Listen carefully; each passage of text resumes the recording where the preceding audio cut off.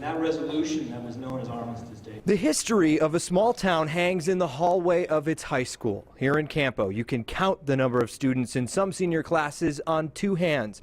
One of these portraits, though, is smaller than the rest because Bob Eden isn't in it. My dad asked me to go to farming for him, and I didn't get to graduate from high school. Soon after came World War II and deployment. Bob spent 500+ days on the front lines overseas before he was wounded in combat, earned a Purple Heart, and came back to Campo.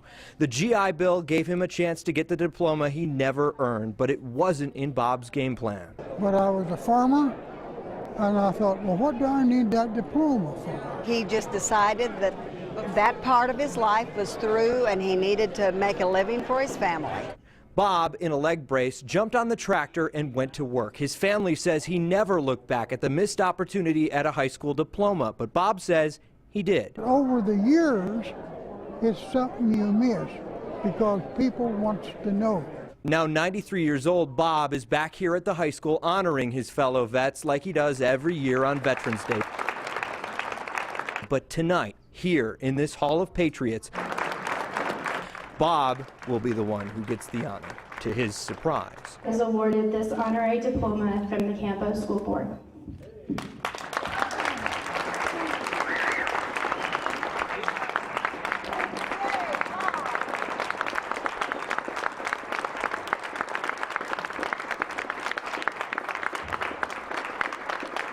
Veterans Day is when we recognize those who risk their lives in service for their country. It's in my heart how great these people are around here. This year, Bob was recognized for what he did after, too. I've got it now, even if I am 93 years old. With photojournalist Enrico Meyer, Steve Steger, 9 News. This garage is more museum than storage area, a body shop frozen in time, complete with a fleet of classics. This is a 1963 Ford Thunderbird convertible. And a curator who knows just about everything there is to know about things that run on gasoline and 4 wheels. The original 14-inch wheels wouldn't fit. Clint Giesen caught the car bug. Not everybody has this illness. After his first job working in a body shop, it's been a hobby ever since. I just enjoy being able to do stuff.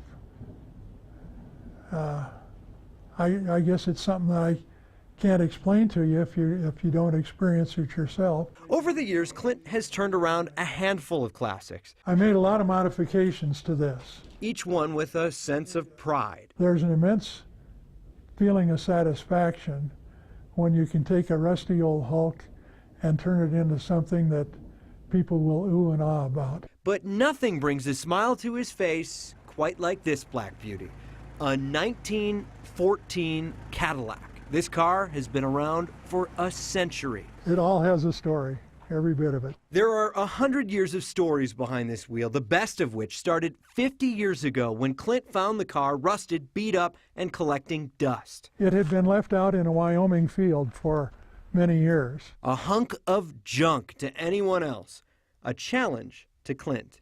If it could be restored, the body had to be restored. All the wood was rotted.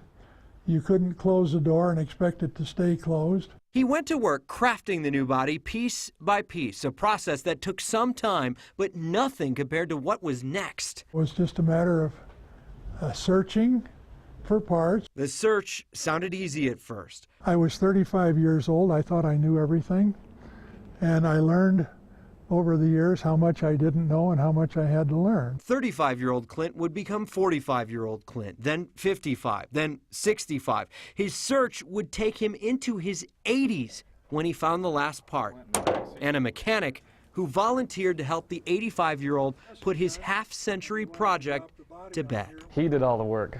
I just blew the cobwebs off and tightened down some bolts, and away it went. It's a thrill just to make it go. Maybe idle it down a little bit. Nothing beats the thrill of going for a ride. Oh, you bet. Especially when you have to wait half a lifetime for it. Well, it's an experience like no other. But joyrides can often be cut short. Life, much like the weather,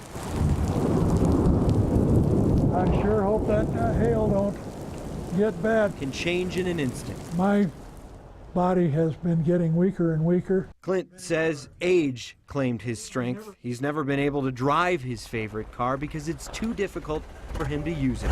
He and his wife will have to move to senior housing soon and say goodbye to the garage big enough to store Clint's life's work. Well, you work on them enough that you just get sentimentally attached. He's already listed the car, hoping it will give another collector the joy it's given him. Works just wonderful. Giving it up, though, will be a challenge. I've been able to say goodbye to them, but I'm not going to be able to say goodbye to this one. I'm going to have to go somewhere else. The road ahead may be bumpy, Just been a thing I like doing. I enjoy it. but for now, this gearhead is enjoying the ride. With photojournalist Enrico Meyer, Steve Steger, 9 News. If life resembled a record, we would know precisely when it would come full circle.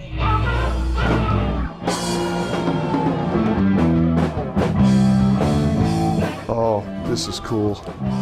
It is way cool. Not being the beneficiaries of foresight, Just blows me away that we're doing this. members of this band not too long ago might have spelled R-O-C-K Yeah, we're supposed to be retiring. using nothing more than the letters A-A-R-P.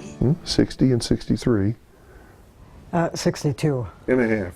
and a half. Gary and Donna Brown know their rock and roll days rolled on by 4 decades ago. Well, it'll be 41 years this July. He was an original guitarist, she an early add-on to the band that eventually led to their courtship, Medusa. A 70s band that embraced a certain 70s sound. Long jams. Soloing, jamming, yeah. People knew how to soloing. play guitar solos back in those days, and keyboard solos and drum solos. You don't hear that anymore. They scored a few gigs, put out a 45, and then fizzled out, forcing Donna to look for another gig. I thought I should really try to make a decent living for myself. And that's why I decided to go to nursing school. Many decades later, however, Medusa's demise no longer appears to be set in stone. As we started playing the music, it started coming back to us like, yeah, I remember that riff.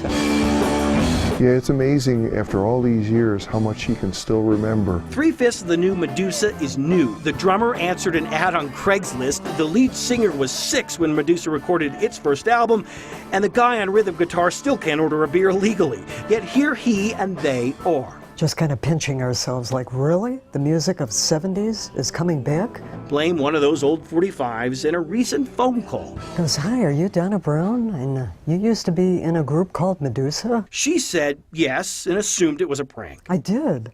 I almost hung up on him. And he goes, please don't hang up. This is for real.